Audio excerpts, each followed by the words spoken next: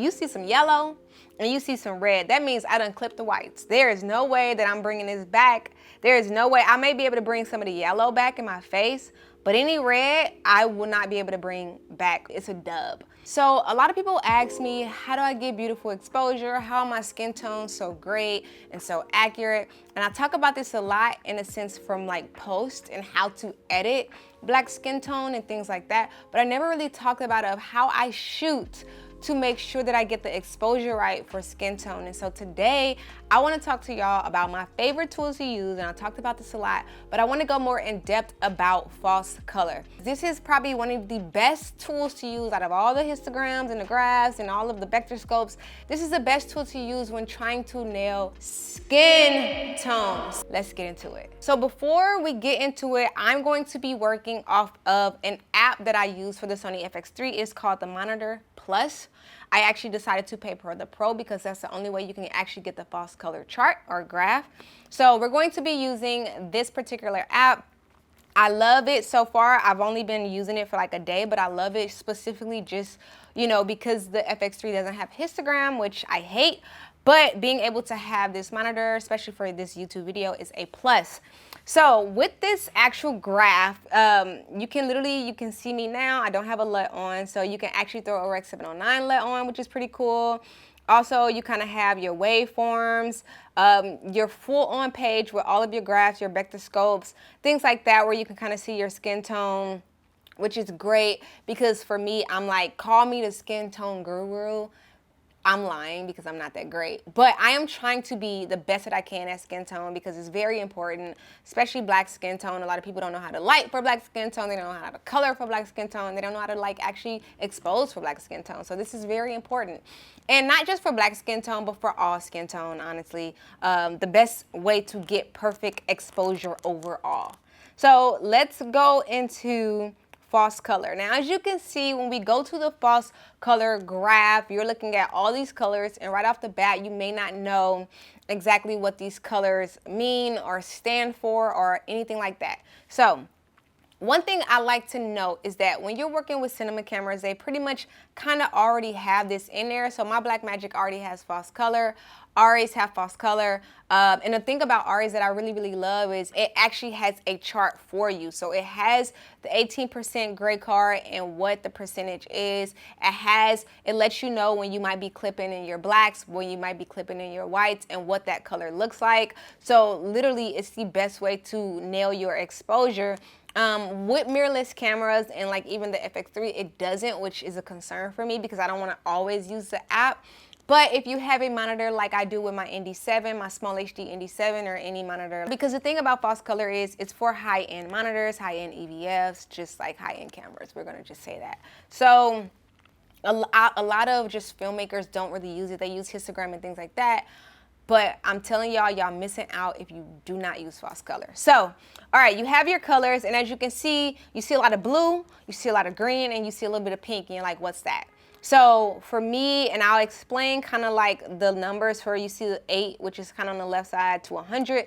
100 means you're clipping your whites. You're not gonna be able to bring that detail back. You're too overexposed. When it gets in the red, you're too overexposed. The 8 means you're clipping 8 to 0, 0 to 8 means you're clipping your black. So you may not even be able to bring detail up for your black. So you're literally like, there's no more information. So normally they usually say that for black skin tone, it should be 70% IRE. Now what I've learned is that when I am trying to get my exposure for black skin tone, I like to keep the skin within the pink, gray, and green. Mostly. So if there's a little blue, that's okay, because that means that's my shadows, and I'm okay having a little depth. I'm okay having a little shadows on my face. But I would like for whatever side the light is hitting, like this is daylight, I'm using literally just daylight to light, and I have like this, actually it's a gray curtain hitting me, but it's actually softening the light that's coming in. But as you can see on my right side, there's a little bit of pink, gray, and green, and on my left, there is a little bit of blue. And then I have my Rembrandt, which is allowing me to get a little bit of green. So it's like allowing some light to kind of come in. So this is like perfectly exposed to me. I don't mind the pillow and the camera being blue. So there's like a little darkness. I don't mind that because that's my background. But for me, I'm lit. perfectly. So let's just give you all an example of how it works. So we're going to just say, let's say I wanted to be wide open with my lens. So I'm at a 1.8. This is a Sigma 1835. But as you can see, the background, like the white wall, got a little bit more in the pinkish, which means I'm hitting the whites. And as you can see, there's a lot of green on the side. I have a lot more pink on the side with the light hitting, so it's a lot lighter. And there's a lot of green, so it's not as much blue. Now, let's say we just wanted to change our ISO to native 640. As you can see, there is all blue. It's literally all blue. Even with the aperture being a 1.8, I do have an ND on there. But let's just say I hit 640 and it was a dark room, and this is what you get. You get all blue, which means that may have a little bit of detail, but you're hitting the blacks, and it may look wonky when you try to bring it up. So let's say we change the ND to 2 stops. Now, to me, this actually looks good. It's not as bright as I had earlier, but this isn't bad. So let's say you want to go, like, you want your YouTube to be more of a darker feel. This is a vibe, because the skin tone is showing me that I'm still getting accurate skin tone levels. I still have a lot of green, still have some pink. I have a lot more shadow on this side, which is okay because I have my triangle. So I could be okay with this look. Nothing's overexposed, nothing's too underexposed. I haven't hit any purple yet, which means I may be able to bring some of this detail back up. Some of these shadows I may be able to bring up. But as long as this face where the light is hitting is in the green, gray, and pink, I'm perfectly fine. So if I wanted to have like this look, then I could. If I wanted to be a lot darker. So again, for me, I like to make sure that I'm in the green, the pink, and gray. And when you go and you look at the numbers, right now we're at between 46. We're between like 46 and we're in the blue, so 23 to 46. Now let's actually go the opposite way. So we're going to go back to 1280. And now we keep the ISO, or we keep the f-stop at 1.8. You can see, you see some yellow and you see some red. That means I done clipped the whites. There is no way that I'm bringing this back. There is no way. I may be able to bring some of the yellow back in my face, but any red, I will not be able to bring back whatsoever. Now the background is pretty much lit. You got the pillow and my camera's lit, but everything else is just like overexposed. I cannot bring this back. I might not be able to. It's a dub. So let's actually change the ND and bring it to 5 stops, because that's the most it can go. This is a little better. I'm still getting like some peach color here. The green is perfectly fine. The black is fine. So this looks really good. I could bring this detail back down if I want to. So that doesn't mean that it's wrong. As long as it's not in the red, I can pretty much bring some of this detail back. However, one way to fix that would be to just fix the f-stop. So I'll go back to what I was. As you can see, as I change it, it kind of gets rid of some of that pink and brings more of the gray. So now I'm like at a perfectly good space.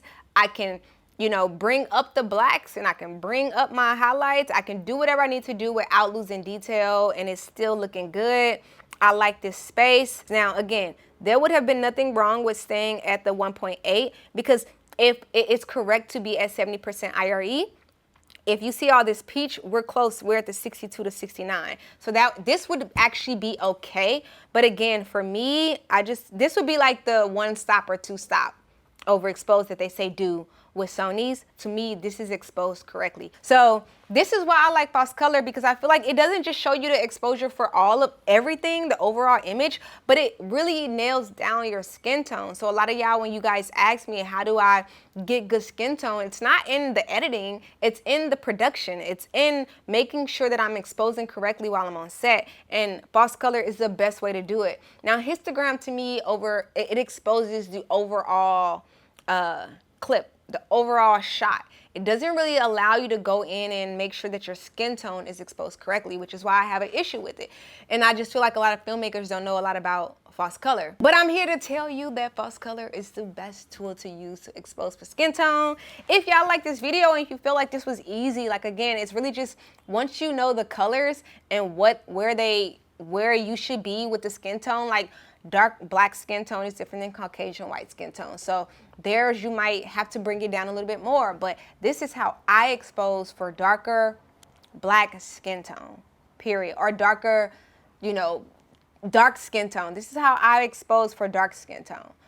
False color by far is the best. So once you get your numbers down, once you get your IRE and knowing what that is, and your colors, once you learn what those colors is, the red means you're just like, as you go towards the red, you're clipping whites. As you go towards the purple and the blues, you're gonna be clipping blacks.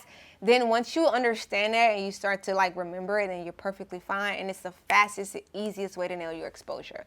If y'all like this video, definitely let me know. If you don't have this app, you should definitely look into it. This is a really dope app, and again, you can get false color on it. Just pay the $18 and then write it off.